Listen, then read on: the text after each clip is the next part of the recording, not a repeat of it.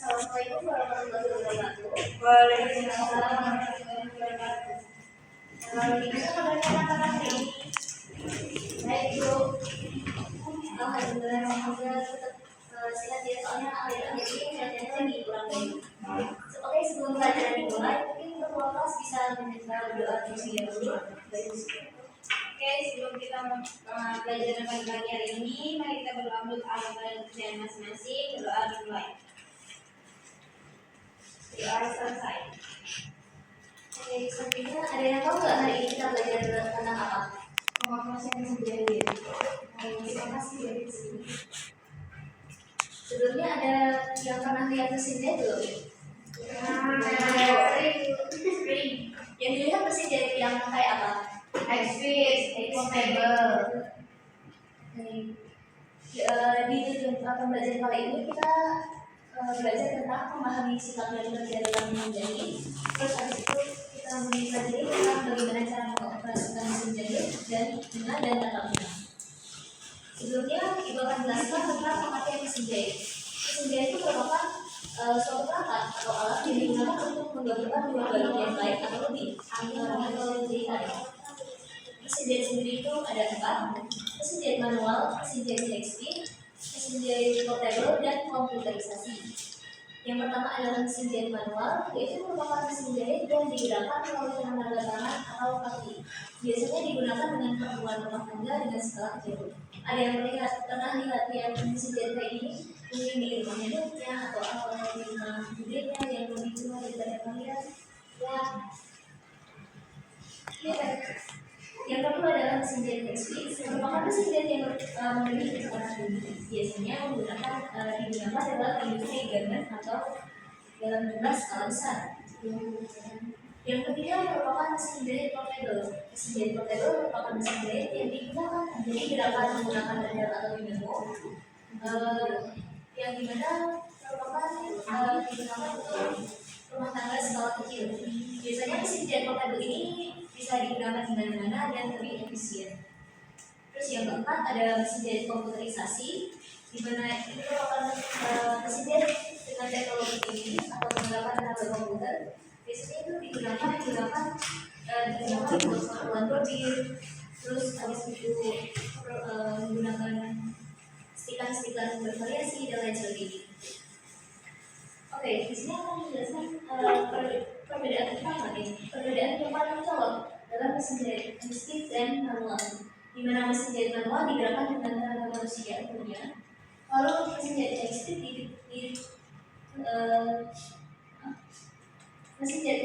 digerakkan menggunakan tenaga listrik. Yang kedua, mesin jahit manual digunakan untuk proyek kecil, dan sedangkan mesin jahit high-speed digunakan untuk produksi massal. Yang ketiga ialah pengerjaan mesin jahit manual yang relatif lama, dan pengerjaan dengan mesin jahit high-speed relatif cepat. Ini merupakan bagian-bagian dari mesin jahit high-speed. Mungkin beberapa yang tidak asing ya, seperti yang handwheel di sini itu untuk menaikkan tension pada bagian jalur. Lalu di sini ada alur-alur benang yang mengarah ke jalur untuk menjahit juga. Lalu bagian sini ini biasanya untuk memacu atau memundurkan jahitan.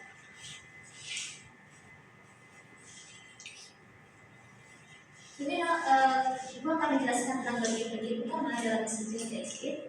Yang pertama ialah badan mesin, merupakan bagian di mana semua mesin jahit bekerja dan tempat di mana mekanisme mesin terpasang. Yang kedua merupakan kepala mesin, di mana letaknya di atas mesin jahit di antara peletakan kait dan penggerak, di mana semuanya berproses. Yang ketiga merupakan sepatu jahit yang berfungsi untuk menahan kain agar tidak terpleset saat menjahit. Yang keempat merupakan spachi, yang dimana itu berfungsi untuk menyimpan spool yang bersih dengan bobot. Jenis-jenis jahitan pada mesin high-speed itu jahitan mendasar, biasanya ada 4: jahitan lurus, jahitan zigzag, jahitan overlock, dan jahitan buttonhole. Di sini Ibu akan menjelaskan tentang jahitan lurus. Merupakan jenis jahitan yang paling umum digunakan untuk menjahit, di mana kulitnya bergerak secara vertikal untuk membuat jahitan berbentuk garis lurus, untuk menyambungkan dua potong kain dan membuat kain atau penjelasannya yang tidak sedih. Yang kedua merupakan jahitan zigzag. Sebenarnya ini merupakan jahitan untuk hiasan juga. Itu biasanya identik dengan jahitan yang akan dipilih secara bergantian untuk membentuk pola rupa zigzag. Yang ketiga merupakan jahitan overlock.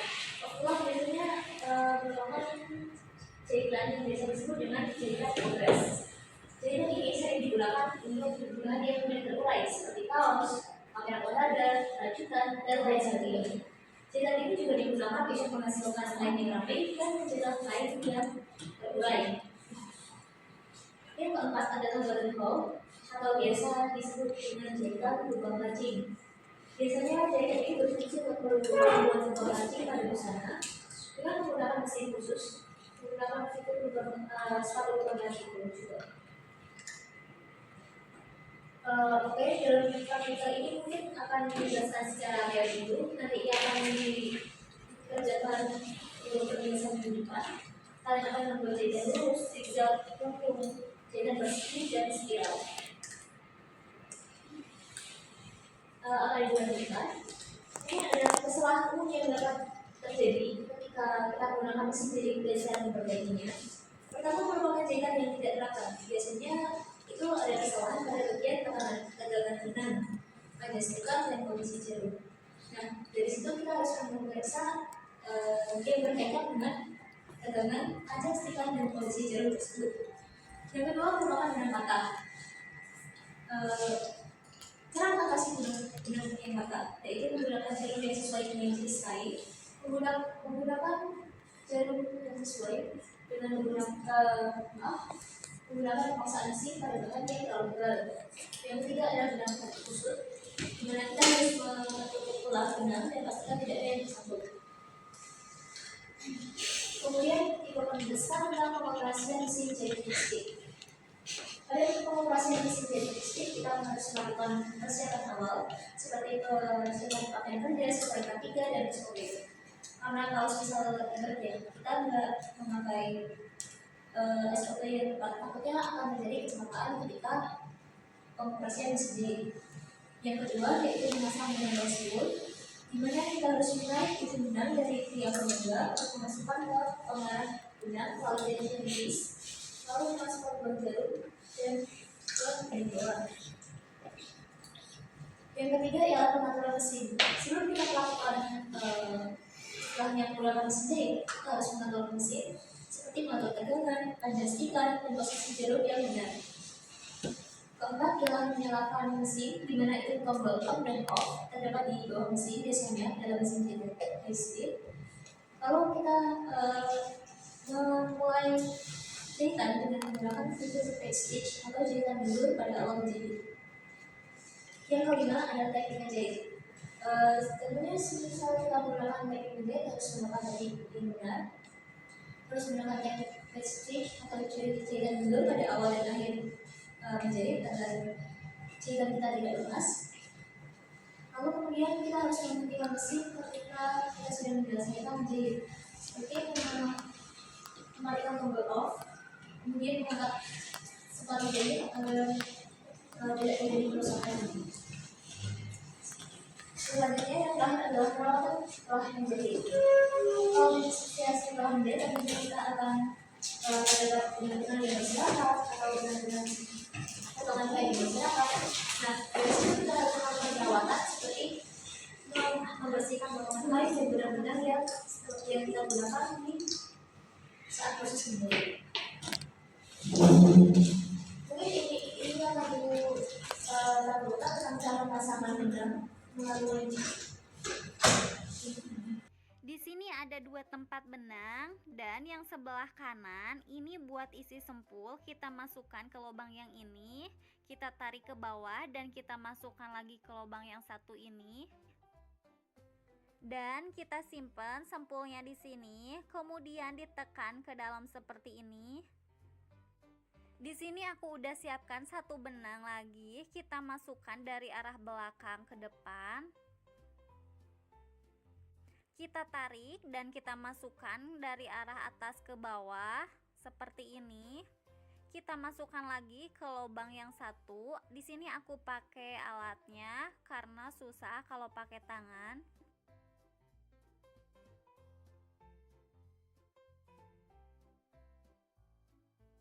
Setelah masuk di antara dua ujung ini, kita selipkan ke per seperti ini. Ini fungsinya untuk memperbaiki kalau ada kerutan-kerutan benang. Selanjutnya kita masukin lagi ke lubang yang ini. Di sini aku masukinnya dari arah bawah. Ada juga sebagian orang dengan cara diputar, tapi aku pakai cara seperti ini. Di sini ada lubang lagi. Selanjutnya kita masukin aja. Nah, di sini ada per lagi. Kita selipkan ke sini. Lalu kita kaitkan ke sini benangnya dan tarik ke atas, masukkan ke lubang yang bergerak-gerak ini.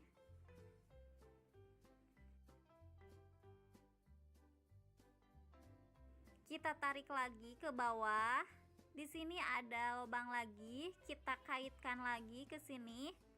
Pengait ini fungsinya agar benangnya tidak bergerak-gerak. Selanjutnya di sini ada lubang kecil, kita masukkan lagi benangnya. Dan yang terakhir kita masukkan ke lubang jarum dari sebelah kiri ke arah kanan.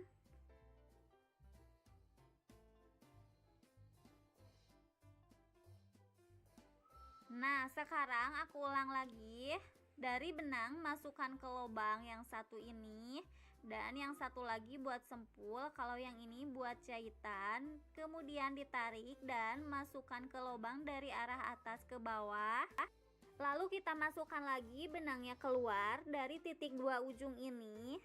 Kita selipkan ke per ini, kemudian ditarik lagi ke bawah, masukkan ke arah atas, masukkan lagi ke arah bawah. Di sini ada lubang, masuk ke sini, dan di sini juga ada per lagi, kita selipkan. Selanjutnya kita kaitkan, kemudian tarik ke atas. Di sini ada lubang lagi, kita tarik ke bawah. Di sini ada lubang kecil, kita masukkan lagi, dan yang terakhir masukkan ke lubang jarum dari arah kiri ke arah kanan ya. Untuk benang bagian atasnya udah selesai. Sekarang kita pasang untuk benang bagian bawah. Di sini aku menggunakan sempul yang udah diisi benang. Selipkan benang ke lubang yang kecil, kemudian tarik sampai ujung lubang ini.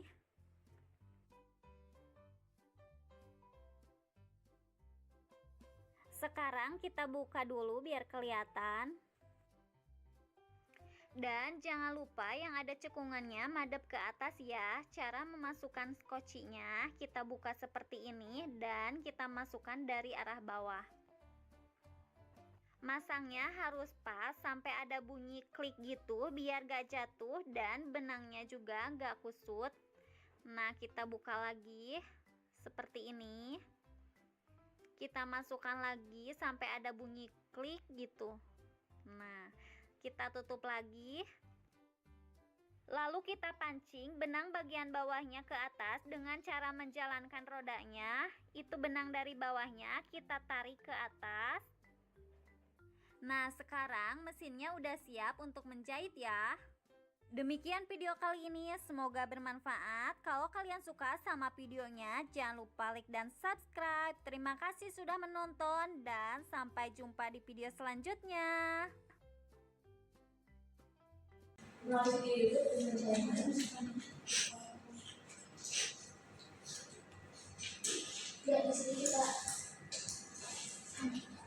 di sini kita akan memasukkan benang mulai dari alurnya bisa dilihat di video itu. Ini nanti akan ibu lanjutkan juga sama dari yang akan ibu share.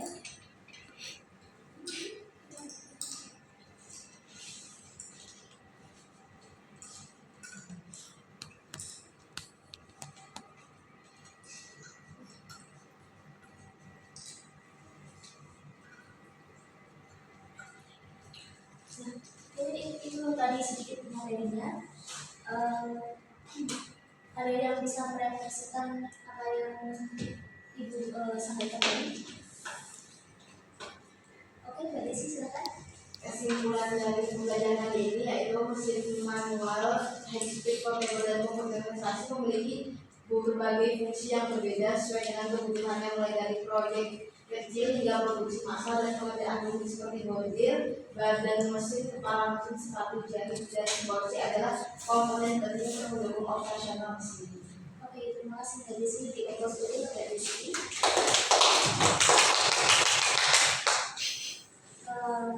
Ini tadi sedikit materi dari Ibu. Perlu ada penugasan nggak? Nggak perlu. Nggak perlu, Bu, kita mau umas. Oh. Iya. Tapi akan Ibu kasih penugasan sedikit ya. Ini penugasan nanti akan berkelompok sekitar 3 sampai 5 orang. Tugasnya adalah untuk mencari kelebihan dan kekurangan masing-masing mesin yang Ibu jelaskan. Terus habis itu karena di depan kita akan mengadakan praktek, jadi dari praktek yang pasti kayak beda terus habis itu persegi dan lain sebagainya. Mungkin anak-anak bisa mencetak file yang Ibu kasih melalui ruang kelas. Jadi minggu depan udah bawa file yang dicetak ya. Oke. Mungkin itu saja pelajaran dari Ibu. Dan kelas yang bisa dikirim saya sih. Sebelum menutup pembelajaran pada pagi hari ini, mungkin bisa berdoa agama berikutnya masing-masing. Doa